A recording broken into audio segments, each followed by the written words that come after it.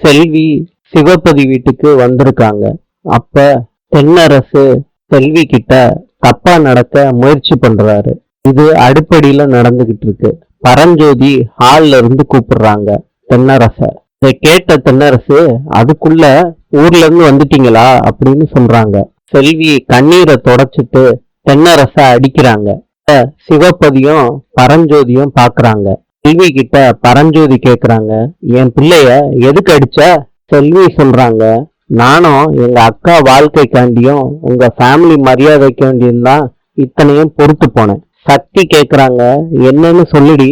செல்வி சொல்றாங்க, தென்னரசு மாமா என்கிட்ட தப்பா நடக்க பார்த்தாங்க. தென்னரசு செல்விய அடிக்க கை ஓங்குறாரு. அப்ப சக்தி தடுக்கிறாங்க. இத வீட்டுல உள்ள எல்லாரும் பாக்குறாங்க.